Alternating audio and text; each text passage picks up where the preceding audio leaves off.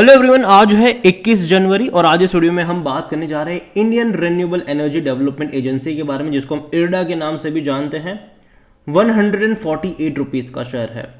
कल बाजार खुला था सैटरडे को भी और 10% का अपर सर्किट इरडा ने लगाया था। हालांकि कल इनके क्वार्टरली रिजल्ट्स भी आए थे जो कि काफ़ी अच्छे थे। बात करेंगे उसके बारे में, साथ में ये भी डिस्कस करेंगे कि कंपनी में चल क्या रहा है, क्योंकि दोबारा से तेज़ी यहाँ पर लौटती हुई इसकी नज़र आई है। एक महीने पहले इसका आईपीओ आया था, 32 रुपये का इसका आईपीओ प्राइस था और आज 150 पे पहुँच चुका है।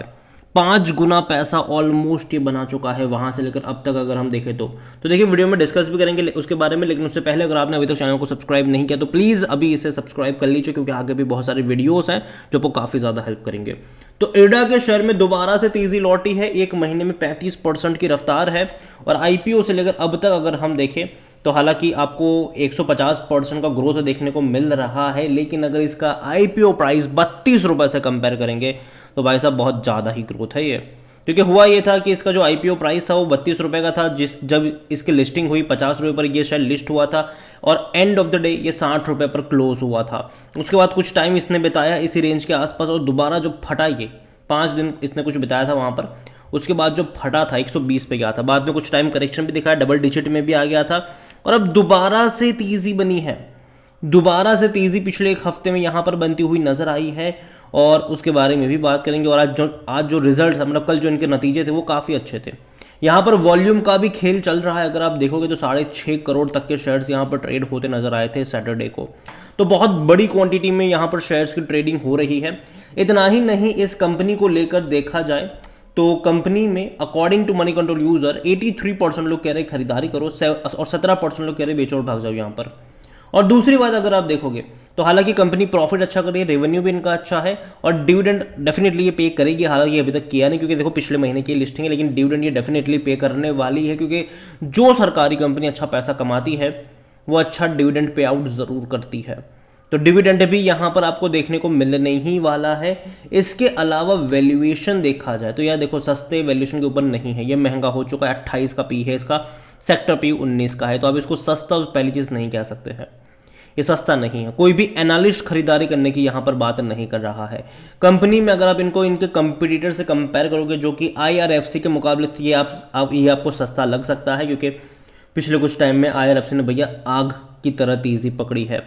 एक साल का रिटर्न जो IRFC का है वो 432% का हो चुका है। लेकिन जो बाकी के जो कंपटीटर्स है PFC और REC, उनके मुकाबले ये महंगा है। PFC का 8 का पी है, REC का 10 का पी है। और अगेन मैं कह दूं कि जो इरडा है डेफिनेटली कंपनी रिन्यूएबल सेक्टर को लोन देने का काम करती है, लेकिन इनकी कोई मोनोपोली नहीं है। REC भी ये कर रही है, मतलब करने वाली है, PEC भी ये करने वाली है। तो देखा जाए तो डेफिनेटली इनके जो बिजनेस है वो क्लैश करेंगे आने वाले टाइम में। हालांकि सरकारी कंपनी तीनों ही है। और जहां तक बात करें इनके नतीजे को लेकर, जो कि भैया कल की सबसे बड़ी हेडलाइन थी, रेवेन्यू काफ़ी अच्छे रहे इनके। 1255 करोड़ के आसपास का रेवेन्यू रहा, जो कि अब तक का सबसे हाईएस्ट रेवेन्यू था। और लगातार इनके रेवेन्यू बढ़ रहे हैं। अगर आप ग्राफ देखोगे तो लगातार बढ़ रहे हैं। 680 करोड़, मतलब 745 करोड़, फिर 745 करोड़, फिर 785 करोड़, फिर 790 करोड़, फिर 865 करोड़, फिर 1036 करोड़। तो लगातार बढ़ रहा है इनका रेवेन्यू। और प्रॉफिट भी अच्छा रहा अभी लास्ट क्वार्टर का, दिसंबर का 335 करोड़ का प्रॉफिट कमा, जो कि बहुत ही शानदार प्रॉफिट है मेरे हिसाब से। क्योंकि इससे पहले के क्वार्टर में प्रॉफिट 285 करोड़ और 295 करोड़ के आसपास का था, 250 करोड़ भी था और उससे पहले तो ये और भी कम था। लेकिन प्रॉफिट में अच्छी खासी रफ्तार आई है। उम्मीद करते हैं कि चीज़ें इनके लिए बेहतर हो, क्योंकि रेवेन्यू में भी उस तरीके से तेज़ी देखने को मिल रही है। और कंपनी में अगर हम नज़र करेंगे इनके रिजल्ट्स को, अगर हम और थोड़ा डीप में समझने की कोशिश करें तो यहाँ पर अगर आप देखोगे तो इरडा में एक 335 करोड़ के आसपास का इनका मुनाफा तो हुआ ही है, लेकिन लोन बुक जो है वो इनकी 50,000 करोड़ के आसपास पहुँच चुकी है। इनकी लोन बुक 50,000 करोड़ के आसपास की इनकी लोन बुक है। प्रॉफिट में भी अच्छा ग्रोथ है। अगर पिछले साल से कंपेयर करोगे तो 67% का राइज आया है इनके नेट प्रॉफिट में, क्योंकि पिछले साल इसी क्वार्टर में तकरीबन 200 करोड़ के आसपास का इनका प्रॉफिट हुआ करता था। और रेवेन्यू में भी बहुत बड़ी तेज़ी है, क्योंकि पिछले साल इसी क्वार्टर में तकरीबन 865 करोड़ के आसपास का रेवेन्यू था। तो डेफिनेटली रेवेन्यू में तेज़ी है, प्रॉफिट में तेज़ी है। और जो सबसे अच्छी चीज़ मुझे यहाँ पर लग रही है वो इनकी लोन बुक है। लोन बुक में 33% का जंप है पिछले साल के मुकाबले। 50,580 करोड़ के आसपास की इनकी लोन बुक अभी पहुंच चुकी है, जो कि पिछले साल इसी क्वार्टर में 37,887 करोड़ के आसपास हुआ करता था।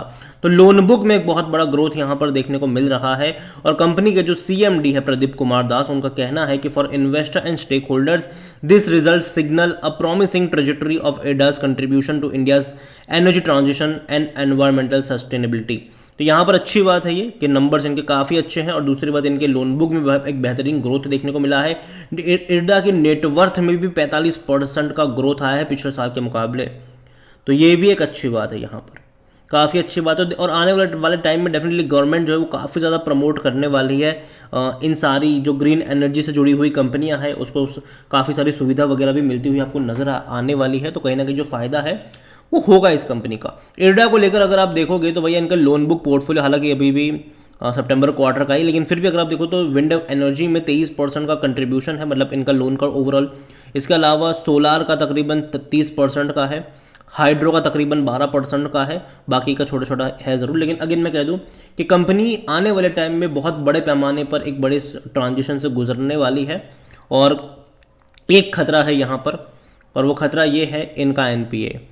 देखो, अगर आप आईआरएफसी से इसको कंपेयर करते हो तो एक चीज़ ध्यान में रखो कि आईआरएफसी जिसको लोन देता है वो रेलवे को ये लोन देता है, जो आईआरएफसी है वो, तो वो सिक्योर्ड लोन होता है क्योंकि वापस मिल ही जाएगा। लेकिन इर्डा जिसको लोन देता है, छोटे बिजनेसेस भी होते हैं, बड़े बिजनेसेस भी होते हैं, वहाँ पे कई बार बिजनेस अगर नहीं चला उनका तो डिफ़ॉल्ट होने के भी खतरे होते हैं, तो वो एनपीए में भी कन्वर्ट हो जाता है। तो डेफिनेटली यहाँ पर खतरा रहेगा उस चीज़ का, और यही थोड़ा बहुत मुझे इसका नेगेटिव पॉइंट लगता है, वरना ऐसी कोई बड़ी बात यहाँ पर मुझे लगती नहीं है। बस यही शॉर्ट टर्म के लिए इनको नेगेटिव चीज़ रहने वाली है, क्योंकि लोन डेफिनेटली परेशान करेगा इनको। और जहाँ तक बात करी जाए इर्डा में शेयर होल्डिंग पैटर्न को लेकर, तो जो प्रमोटर्स हैं उनके पास 75% की होल्डिंग है। हालांकि ये जब इसका आईपीओ आया था तब की ये शेयर होल्डिंग पैटर्न है, तो अभी भी दिसंबर की आई नहीं है। देखना इंटरेस्टिंग होगा कि तब से लेकर अब तक किन लोगों ने प्रॉफिट टेकिंग करा है, चाहे वो म्यूचुअल फंड्स हो, डोमेस्टिक हो या फिर एफआईएल्स हो। और अभी देखा जाए तो आपको ये पुरानी शेयर होल्डिंग है और ठीक ठाक होल्डिंग थी, ठीक है उनकी। लेकिन नई शेयर होल्डिंग पैटर्न बहुत ज़्यादा इंपॉर्टेंट रहने वाली है, क्योंकि जाहिर सी बात है जब शेयर 32 रुपये से 150 पे पहुंच जाता है तो कहीं ना कहीं ये देखना इंटरेस्टिंग होता है कि कौन खरीद रहा था, कौन यहाँ पर बेच रहा था। इंस्टीट्यूशंस बेच रहे थे या फिर इंस्टीट्यूशंस खरीद रहे थे, तो वो देखना इंटरेस्टिंग होगा यहाँ पर। तो नज़र रखिए इर्डा के ऊपर। और अगेन मैं कहूँगा कि देखो जिस प्राइस पे ये बैठा है ना, डेफिनेटली मुझे लगता है कि ये महंगा ज़रूर है, लेकिन अगर आपके पास है सस्ते लेवल पर, अगर आपकी बाइंग है तो बेचने की ज़रूरत नहीं है, बने रहो, ठीक है। यहाँ पर कोई दिक्कत की बात मुझे लगती नहीं है। बस यही है कि शॉर्ट टर्म में एक पेन डेफिनेटली यहाँ पर रहेगा, डेफिनेटली। अब वो कब आएगा ये मैं नहीं जानता हूँ, ये कोई नहीं जानता, ठीक है। और ना ही मेरा कोई बाई कॉल या सेल का रिकमेंडेशन यहाँ पर रहेगा। मैं इतना ही कहूँगा कि लॉन्ग टर्म के लिहाज से मुझे ये ख़राब नहीं लगता है, लेकिन शॉर्ट टर्म में अप्स एंड डाउन्स यहाँ पर ज़रूर बनेंगे, और उसको कोई टाइम नहीं कर सकता है कि कब गिरावट आएगी, कब तेज़ी आएगी, वो कोई नहीं कह सकता है, ठीक है। बाजार का मूड ख़राब होगा, गिरेगा ये, बाजार का मूड अच्छा होगा, ये तेज़ी दिखाएगा। अगर अच्छी खबर आएगी, भाग जाएगा ये। तो ये होगा यहाँ पर, तो ये होगा। तो यहाँ पर मैं इतना ही कहूँगा आपसे कि लॉन्ग टर्म का नज़रिया है तो बने रह सकते हो, लेकिन शॉर्ट टर्म की जहाँ तक बात आती है, मैं इतना ही कहूँगा कि यहाँ से करेक्शन, और एटलीस्ट मुझे लेवल थोड़ा महंगा लगता है, ये मेरा पर्सनल ओपिनियन है, ठीक है। और गिरावट में मौके बन सकते हैं यहाँ पर, कंपनी लॉन्ग टर्म के लिए बुरी भी नहीं लगती है। तो नज़र रखिए इसके ऊपर।